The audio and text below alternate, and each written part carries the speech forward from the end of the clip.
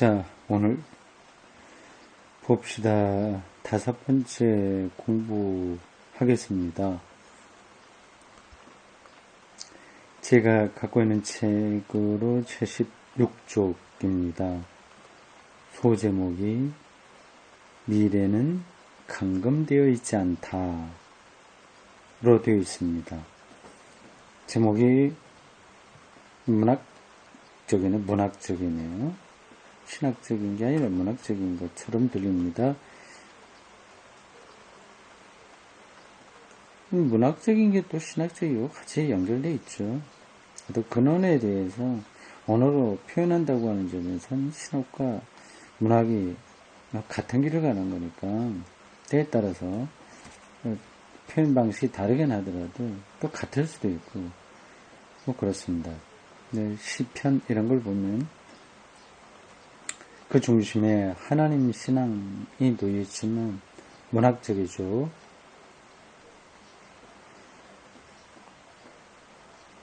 지금 우리는 계속해서 하나님 나라 개념이 신학의 역사에서 어떻게 조명되었는가 하는 점을 따라가고 있습니다. 하나님 나라가 충분하게 이해되지 못한 구석이 있어요. 기독교 역사에서 그렇습니다. 그러니까 예수님이 선포하신 그 메시지의 핵심인데 그걸 충분하게 교회가 이해하지 못하고 내려온 거죠. 이제 현대에 이르러서 새롭게 조명받기 시작했고 그 예수님의 그 임박한 하나님 나라 선포에 근거해서 기독교를 향한 모든 도전들에 적합한 대답을 찾을 수 있게 되었습니다. 하나님을 미래의 힘이라고 생각함으로써 하나님이라는 말은 새로운 구체성을 획득한다. 첫 번째 문장도 참 중요합니다. 많은 생각거리를 주죠. 다시 한번 읽겠습니다.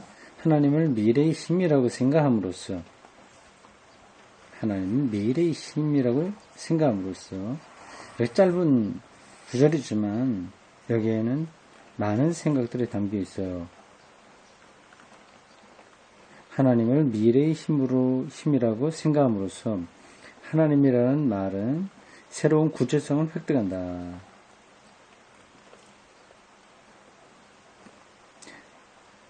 그러니까 하나님이라고 하는 말이 이제 요 미래의 힘이라고 이렇게 생각함으로써 많은 내용을 새롭게 이렇게 획득할 수 있다고 하는 거죠. 구체성을 획득한다고 얘기했는데 실질적인 걸 획득한다 이렇게 생각하시면 됩니다. 여기서 하나님이라는 말 이런 표현이 있잖아요. 하나님이라고 하는 말을 붙이긴 하는데 하나님이 이렇게 고정되어 있는 건 아니죠. 우리가 또 다 아는 게 아니고요. 그 종말론적으로 자기 자신을 계시하시는 분이기 때문에 우리는 그를 알아가는 과정에 있다고 봐야 됩니다. 그게 이제 하나님이 확실하지 않다 그런 뜻이 아니라 너무 어마어마해서 우리가 이 세기가 끝나기 전까지는 완료된 방식으로 그분을 말할 수 없다고 하는 거죠. 그래서 하나님이라는 그 말의 또 구체성을 계속해서 찾아나가야 됩니다. 그런 과정에서 하나님을 미래의 힘이라고 하는 관점이 크게 도움을 주는 거죠. 그거는 예수님에게서부터 시작된 겁니다. 우리가 미래의 힘이라고 말할 때 보다 현실적인 과거나 현재와 비교하여 무미건조하고 현실적인 미래의 개념으로 국한시켜 생각해서는 안 된다. 그러니까 미래는 우리 손에 아직 오지 않았으니까 구체적인 게 아니다. 좀 무미건조하다 이렇게 생각할 수 있는데 그러면 안 된다고 하는 겁니다. 지금 당장 돈 벌고서 뭐 계획하고 과거의 역사에 무슨 일이 있었다 이런 거는 굉장히 우리들에게 실질적인 것으로 다가오는 반면에 미래는 좀 그렇지 않잖아요. 그렇게 생각하면 안 된다 그 하는 거죠. 미래는 공허한 범주가 아니다. 공허한 범주가 아니다. 지금 뭐 말하는 방식에 따라서 현재가 미래로 간다고 얘기해도 좋고 미래가 오늘 우리에게 온다고 얘기해도 좋고 그 미래가 단연히 공허한 거 아니다. 그것은 사람들이 실제로 미래와의 관계를 어떻게 경험하는가를 연구해 보면 밝게 알 수 있다. 미래는 어느 정도 예견할 수 있고 계획할 수도 있는 것이 사실이지만 그렇죠. 학교에 들어가면 몇 년 공부하고 학위를 받으려면 몇 년 동안 어떻게 하고 교회도 이런저런 계획들을 하면 그대로 이제 실천되니까 그런 것들은 어느 정도 파악할 수 있긴 하지만 한편 사람은 항상 우리의 생을 위협하기도 하고 그 성취를 약속하기도 하는 어둡고 불확실한 힘으로서의 미래에 직면한다. 쉬운 말로 바로 내일 운명을 우리가 알 수 없다고 하는 겁니다. 우리의 삶을 위협하는 거죠. 미래의 힘이 그렇습니다.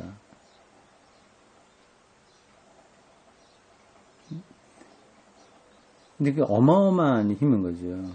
우리가 지금 두 발을 땅에 딛고 살고 있는데 이게 그렇게 현재는 확실한 것 같지만 늘 그렇게 확실한 건 아니잖아요. 우주 물리학에서 본다면 이 지구라고 하는 거는 이 우주의 아주 그 변방에 속한 태양에 붙어 있는 작은 위성에 불과하지 않습니까? 곧 언젠가는 없어질 거고요.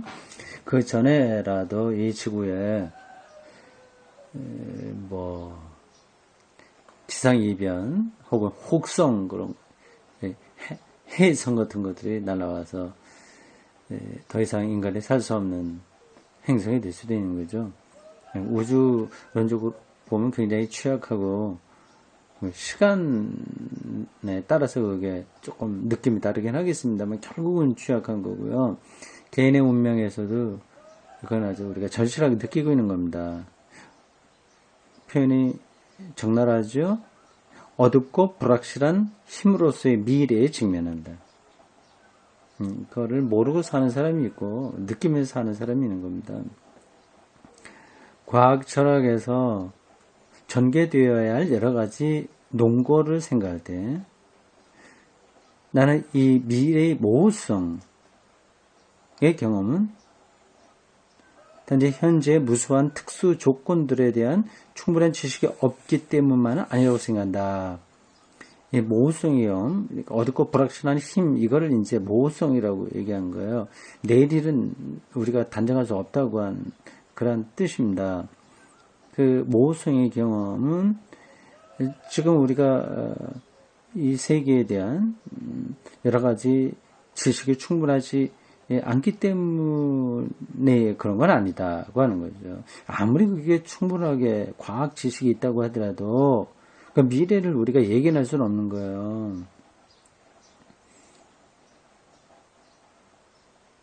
뭐 인공지능이라고 해서 이렇게 지금 많이 말들을 하고요. 이 인공지능에 의한 미래를 설계하고 있지 않습니까? 근데 그게 안에 설계일 뿐이지 그대로 간다고 하는 보장은 전혀 없는 겁니다.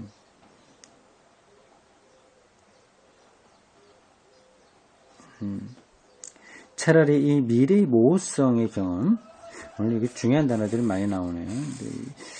이러한 단어들의 개념을 정확하게 이해하는 게 책 읽기에 기초 공부라고 할 수 있어요.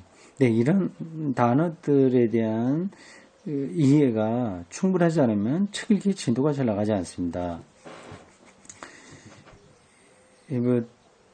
그냥 뭐 소설 같은 거 읽는 거는 대충 나갈 수 있겠지만 이런 인문학적 책들, 신학, 철학 이런 것들은 이 용어의 어떤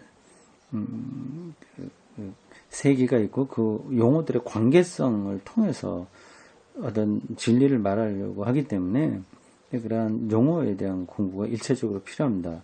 미래의 모호성의 경험 이렇게 되면 이것도 굉장히 어려운 표현이잖아요. 근데 우리가 지금 앞에서 조금 공부했기 때문에 이게 어떤 뜻이라고 하는 건 좀 감이 잡히긴 합니다. 그러나 일반 신자들 이러한 책에 대한 경험이 전혀 없는 사람들에게, 이런 쪽으로 생각을 전혀 하지 않은 사람들에게, 그러한 교회 신자들에게 이 단어, 이 문장을 주면 이게 무슨 뭐 귀신 씨나랑 까먹는 소리냐, 그렇게 속으로 생각할 겁니다. 이러한 문장들을 소화해낼 때 그 사람은 이제 전혀 새로운 차원의 신앙의 깊이로 들어가는 거죠. 이 미래의 모호성의 경험은 자연의 사건들 안에 있는 본질적 불확실성이나 모호성을 지시한다. 자연의 사건들 안에 있는 본질적 불확실성이나 모호성을 지시한다. 그러니까 다 아느냐 모르느냐 그런 것이 아니라 이 자연의 사건들, 사람이 살고 죽고 하는 거라든지 모든 생명체와 산, 강, 우주 이 모든 것들의 사건인데 이게 본질적으로 불확실한 거거든요. 본질적으로 모호한 거거든요. 그렇기 때문에 그 어둡고 불확실한 힘으로서의 미래를 우리가 경험하게 되는 거지, 과학적인 정보를 얼마나 많이 알고 있다, 그렇지 않다, 그거에 좌우되는 것은 아니라고 하는 겁니다. 자연과학 아무리 많이 알고 있어도 그건 안 되는 문제예요. 이 관련해서 우리는 사건들의 우연성에 대해서 말한다. 우연성. 파넨베르그 신학을 이해할 때의 핵심 개념 중에 하나입니다. 우연성이에요. 미래를 말할 때 모호성, 그런 것들을 말할 때 같이 따라오는 단어입니다. 우연성이에요. 우연성에 대해, 보통 우리는 이게 우연하게 일어났어. 돌을 던졌는데 우연하게 누가 맞았어. 길을 가다 교통사고를 나가는데 우연하게 그렇게 됐어. 보통 그렇게 말하지 않습니까? 그건 아주 일반적인 그런 거고요. 여기서 우연성은 좀 더 철학적 개념을 갖고 있습니다. 이전에 단지 하나의 가능성에 불과했던 어떤 것이 특정한 시점에서 이 우연성에 따라 결정된다. 이 우연성은 결코 계획 행위를 불가능하게 하는 것이 아니라 사건의 원인들을 고려하고 그것들을 인간적으로 의미 있는 것으로 만들려는 모든 노력의 전제인 것이다. 그건 우리를 막연한 불안감으로 끌어들이는 것이 아니라 우리의 모든 노력들을 의미 있는 것으로 만들기 위한 전제다고 하는 겁니다. 이 우연성은 하나님이라고 생각해도 좋은 거예요. 하나님의 통치 방식이 우연하게 일어나는 것으로 우리들에게 오기 때문에 이렇게 표현하는 겁니다. 그러니까 하나님이 전지전능하다, 이렇게 저렇게 우리가 말하고 있는 거 있지 않습니까? 이제 그런 하나님 앞에서는 우리의 행위가 무의미하다 이렇게 생각할 수 있는데, 무의미하게 생각하려고 우리가 하나님을 믿는 게 아니라 그 전지전능 무소불위라고 하는 그 하나님을 전제할 때 오늘 우리의 행위, 삶의 것들이 의미가 있게 되는 거죠. 이 우연성도 그런 차원에 있는 겁니다. 과거와 현재의 포로가 아닌 미래에 직면할 때 겸손은 용기에 좋은 반려자가 되는 것이다. 무슨 속담처럼 썼네요. 미래의 힘으로써 우연성이 우리를 향해서 오기 때문에 우리는 과거와 현재에 의해서 딱 미래가 결정됐다고 하는 숙명주의에 빠지지 않고 아주 겸손하게 오늘의 삶을 용기 있게 대하는 삶의 태도로서 이제 살아갈 수 있는 거죠.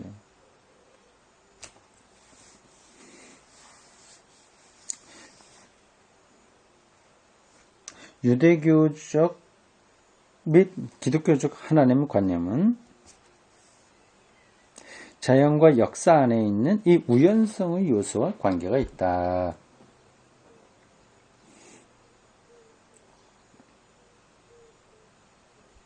구약과 신약 통틀은 이야기입니다.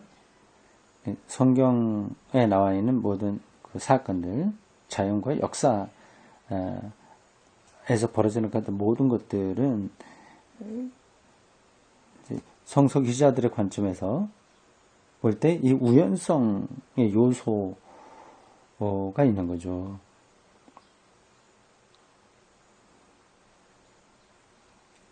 성경에 보면 놀랍다, 놀라워했다 그런 표현들이 많이 나오잖아요. 이게 이제 우연성의 요소를 가리키는 겁니다. 출애굽 사건만 하더라도요. 거기서 출애굽한다고 하는 것 자체가 이건 우연한 거죠. 이거는 원인과 결과 이렇게 따지면 과거에 원인이 있기 때문에 결과가 됐다고 하는 그러한 관점으로는 우리가 해석할 수 없는 그런 사건인 거죠. 그래서 그러한 사건들을 구약 성서 기자들은 하나님의 개입으로 생각한 겁니다. 그러나 여러 사건들은 그것들이 실제로 우리 세계에 들어오기 전에 미래의 모호성이 참여하는 것인데, 그래서 모호성이라고 하는 거, 이 단어가 조금 일반적으로는 부정적으로 사용되잖아요. 그래서 그런 건 아닙니다. 이게 원수가 없어서 제가 원어가 뭔지를 찾아보지 못했습니다. 그러니까 우리에게 굉장히 헝클어져 보이는 것을 가리키는 거죠. 우리 눈에 그렇게 비치는 거. 그래서 모호성이라고 얘기한 건데, 그게 부정적인 의미는 아닙니다. 그러니까 안개 낀 숲속을 걸어 가야 될 그런 사람의 어떤 경험인 거죠. 눈앞 안 보이는 거예요. 숲길을 가야 되는데. 거기 어떤 일들이 벌어질지를 모르는 겁니다.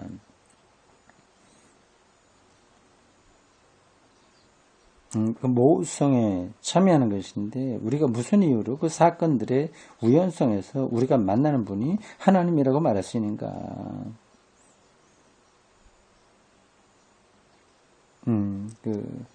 그쪽 역사에서 벌어지는 많은 사건들이 필연적으로 되는 게 아니라, 뭐, 이렇게 좁게 보면은, 짧게 보면은 필연이죠.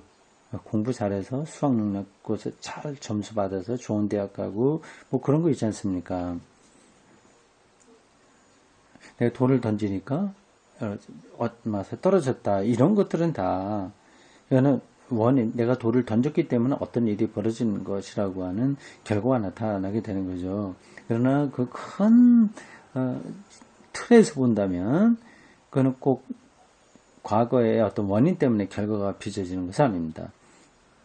로마가 멸망한 것도 마찬가지인 거죠. 물론 역사학자들은 다 분석할 거예요. 로마가 이렇게 부패하고 어떻게 하고 뭐 등등 사회학적인, 심리학적인, 정치적인 주변 정세 그런 것들을 통해서 망할 수밖에 없었다는 원인을 찾아내겠지만, 그 당시에는 그 원인으로 생각할 수 없었고요. 그 과거 자체는. 그리고 그것도 그 학자들의 관점인 거예요.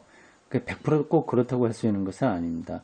어떤 사건이 어떤 방식으로 영향을 미쳐서 로마가 멸망하게 되는지 이거는 관점에 따라 다른 거죠. 근데 우리 신학적으로 보면 이게 미래의 힘이 우연성의 방식으로 개입한 거입니다. 파넨베르그 신학을 관점에서 얘기하면 그렇습니다. 근데 그렇게 우연성으로 오늘의 역사에 미래의 힘으로서 개입하는 그 어떤 일을 우리가 하나님이라고 말할 수 있는 근거가 뭐냐고 하는 거죠. 그 우연적인 사건들은 요거는 뭐 역사학자들도 부정하지는 않을 겁니다. 우연적인 사건들. 역사가 우연하게 흘러간다고 하는 것 말이죠. 사건들은 지금 자주 쓰는 예로 들면 그렇습니다. 우리가 지금 이렇게 온라인으로 강의 듣잖아요. 이게 10년 전에로 돌아가서 생각한다면 정말 이건 우연한 사건이거든요. 그래서 제가 여러분들 만나서 이 온라인으로 강의를 하게 될 걸 누가 예측할 수 있었겠습니까? 이 우연적인 사건들은 하나님의 미래로부터 나오는데 그것들이 실제로 하나님의 행위라고 말할 수 있는 것은 근거가 뭔가? 무슨 근거에 의한 것인가? 이렇게 묻습니다. 굉장히 파넨베르크가 논리적으로 설명을 하고 있죠. 저도 이번에 글을 읽으면서 도움을 많이 받았습니다. 신학이 이렇게 딱딱한 것만 아니다. 논리적이지만 정말로 우리의 근원적인 흥미를 끌어가는 힘이 여기 있다 생각을 했어요. 이 시점에서 우리는 아직도 하나님이 미래의 힘이라고 하는 명제를 아직 확립하지 못하고 있고, 그래서 아직 그 결정된 건 아니니까요. 기껏 다음과 같이 말할 수 있을 뿐이다. 즉, 사건들의 우연성은 미래를 인격적인 것으로 이해하기 위한 중요한 전제이며, 하나님에 대해서 말하는 것은 어떤 인격적 힘에 대해서 말하는 것이다. 재밌습니다. 미래의 힘이라고 하는 말로부터 시작해서 사건의 우연성들 이야기하고요. 그 우연성이 바로 하나님의 개입하는 방식이라고 말했고, 그 미래의 힘으로서 오늘 우리 이 역사에 개입하는 그 우연한 방식의 그 힘을 하나님이라고 우리가 말하고 있는데, 여기서 그렇게 말하는 것의 핵심이 뭐냐? 그것은 하나님이 인격적인 분이다 라고 하는 겁니다. 이런 거예요. 이제 말은 좀 이렇게 철학적, 신학적으로 멋있게 했는데 확 들어오지 않을 수도 있죠. 근데 그렇게 어려운 말은 아닙니다. 그러니까 하나님이 지금 미래의 힘, 우연성, 쭉쭉 얘기하지 않습니까? 이제 거기서 이제 인격적인 거하고 연관시키는 건 바로 이런 거죠. 우연성이 왜 인격적 하나님을 말하는 전제가 되냐고 하는 건데요. 인격적이라고 하는 말하고 반대되는 개념이 뭔지를 생각해 보십시오. 그건 기계적이라고 하는 거예요. 기계적인 하나님, 이 아니다. 기계적인 게 아니라 인격적이다. 근데 그건 인격적이라고 해서 오해해서 우리 인간처럼 생각한다는 건 아닙니다. 우연성, 이런 것들은 우연하게 일어난다고 하는 뜻인데, 그게 바로 하나님의 인격성을 가리킨다고 하는 거죠. 하나님의 인격적인 분이라고 하는 것을 가리킨다고 하는 겁니다. 좀 복잡한가요? 그러니까 이것은 곧 하나님이 기계적으로 세계를 끌어가는 것이 아니라 우리의 생각을 뛰어넘는 그분의 의지대로 세상을 끌어간다는 뜻입니다.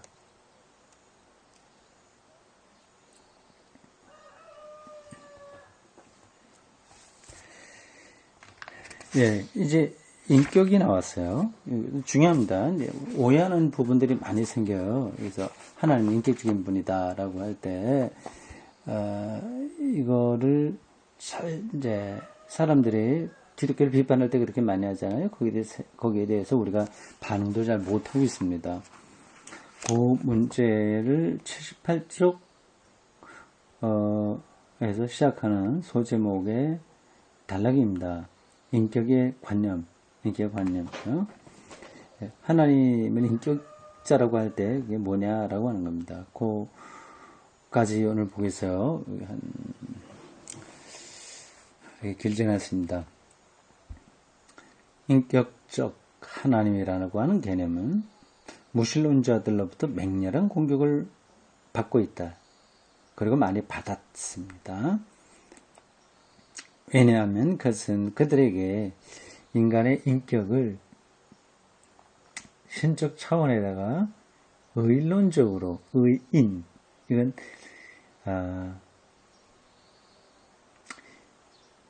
인간처럼 생각한다는 뜻입니다.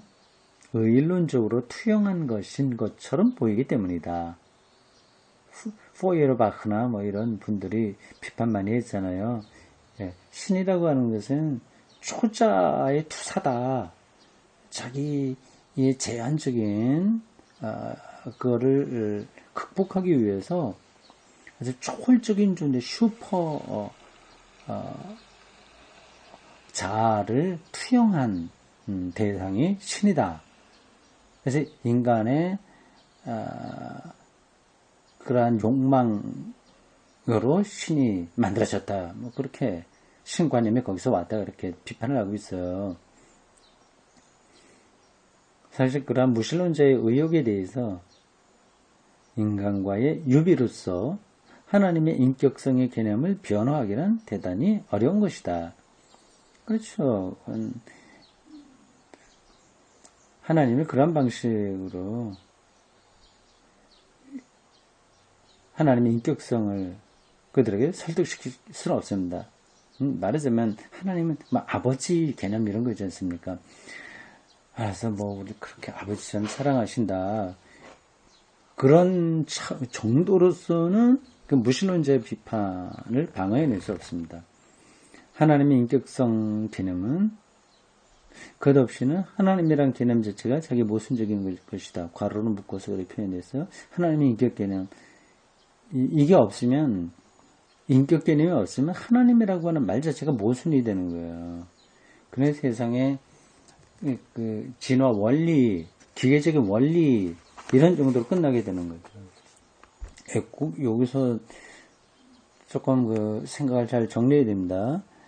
조금 지성적인 기독교인들, 그리고 세상 과학에 상당히 이렇게 기울어져 있는 사람들이 하나님을 그런 쪽으로 생각하려고 하는 경향이 좀 강해요.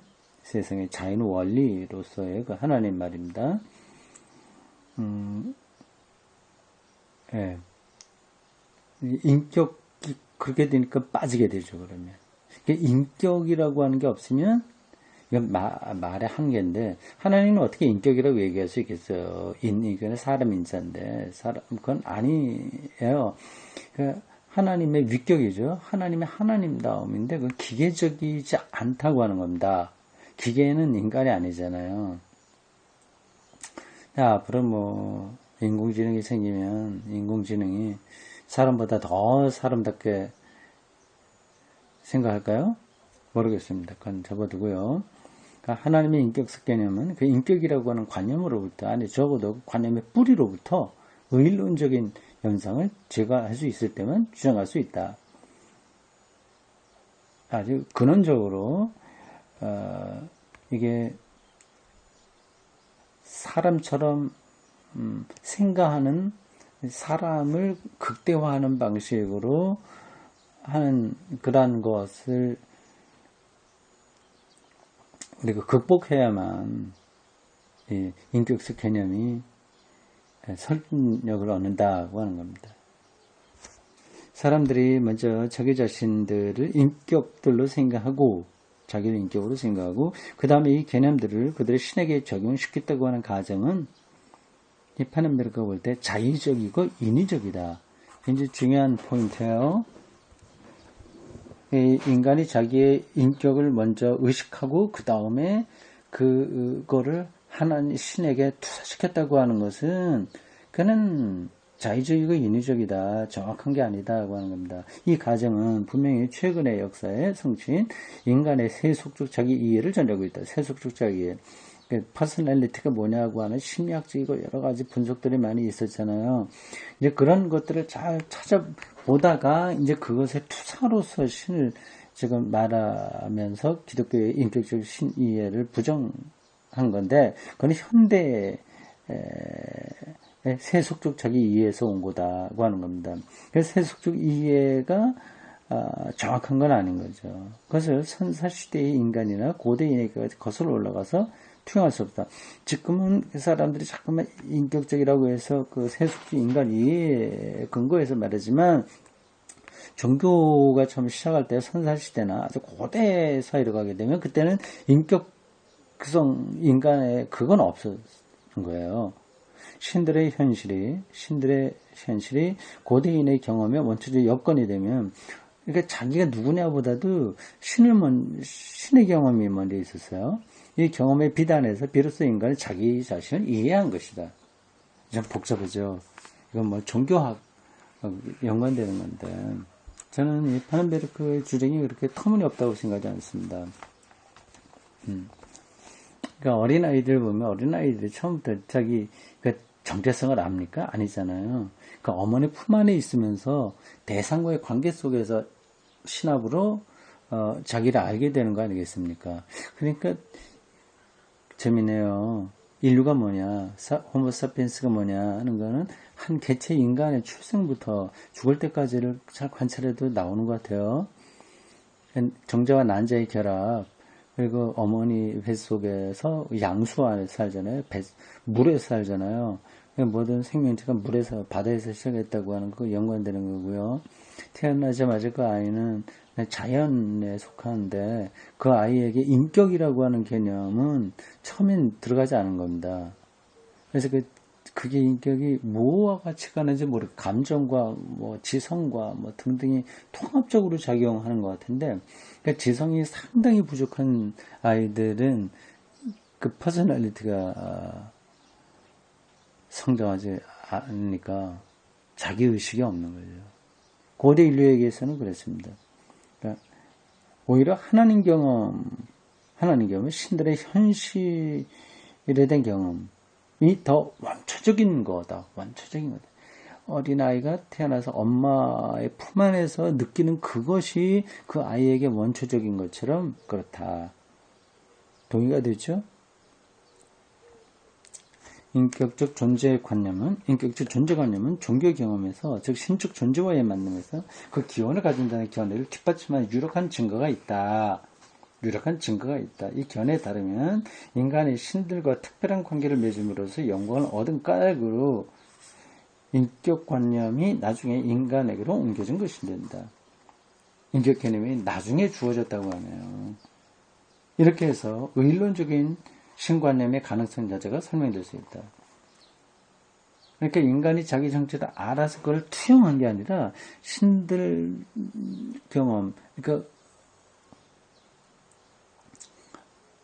우연한 사건들의 개입이라고 하는 그것의 경험 속에서 천천히 자기 인격을 의식하게 된 거죠.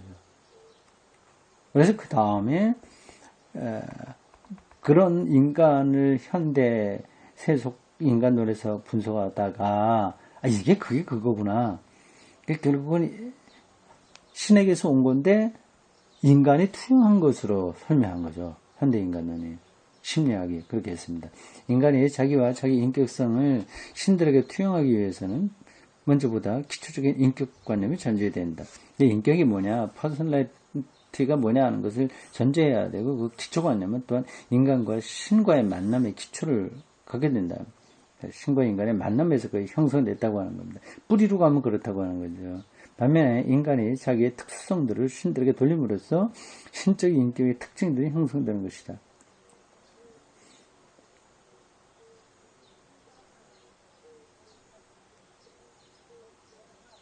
그게 이제 거기서 왔고 또 가고 뭐 그런 관계가 이어졌다고 하는 거죠. 그러니까 신적인 인격의 기초관념은 신적인 것, 하나님이 인격적인 존재라고 하는 그 기초 개념은 사건들의 우연성을 경험하는 인간의 경험과 관계에 있는 것이 같다. 것으로 보인다. 그러니까 하나님을 인격적인 존재로 생각한다고 하는 것은 이 자연과 역사에서 벌어지는 사건의 우연성을 경험함으로써 인간에게 주어진 것이다. 뜻이죠. 현대인의 현실 경험과 고대인의 현실 경험 사이에는 큰 차이가 있다. 그렇죠. 그러나 그때나 지금이나 과학에 엄청난 차이가 있으니까 차이가 있는 거 분명한데, 그러나 그때나 지금이나 우연적인 사건들만이 인격적 행위들로서 지각될 수 있는 것이다. 굉장히 중요한 이야기입니다. 여기 밑줄 치고 잘 보셔야 됩니다. 고대인들이나 현대인들 지식에 대한 차이가 있긴 있지만 결국은 지금 현대인들도 역시 우연적인 사건들이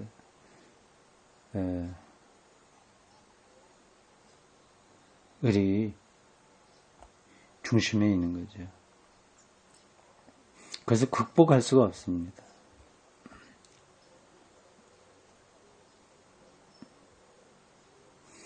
당장 내일 지구에 금이 반쪽 딱 난다. 그렇게 하더라도 이상한 건 아닌 거예요.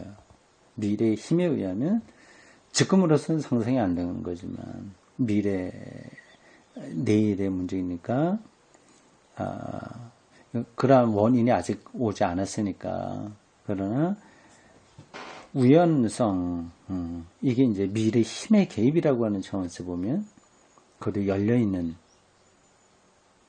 사건인 거죠. 그런 차원에서 하나님은 인격적이다. 이렇게 말할 수 있습니다. 보통 제가 일주일에 2번 했는데 이번 주는 3번 했네요. 월요일, 목요일, 오늘 토요일인데 시간이 좀 남아서 비도 오고 해서 3번 했습니다. 그래서 앞으로 가능하면 3번씩 해볼까 합니다. 이걸 좀 가능하면 빨리 나가야 되겠어요. 이런 속도 나가는 게 좀 늦죠? 이걸 마치고도 해야 될 게 많이 있습니다. 사실 우리가 생각만 한다면 할 게 이건 평생을 가도 공부는 다 끝나는 건 아니니까요. 할 수 있는 것만큼은 최선을 다해야 되는데, 지금, 파나베르크의 자연신학이라고 하는 책도 좀 해봐야 되겠고, 폴 틸리히의 그리스도교 사상인가? 2권으로 된 거 있어요. 이렇게 교회 역사와 교리가 어떻게 현대까지 쭉 이르는 그 과정에 대한 그분의 강의를 학생들이 노트 필기해서 그걸 이제 책으로 만들어낸 겁니다. 그 책을 제가 몇 번 읽었어요. 이제 기독교 2000년을 이해하는데, 그리고 그 안에 있는 교리가 어떻게 형성됐는지를 아는데 도움이 많이 됐습니다. 그건 좀 시급하게 우리 어떤 다비안들에게는 필요할 것 같습니다. 자, 좋은 주일 맞으십시오.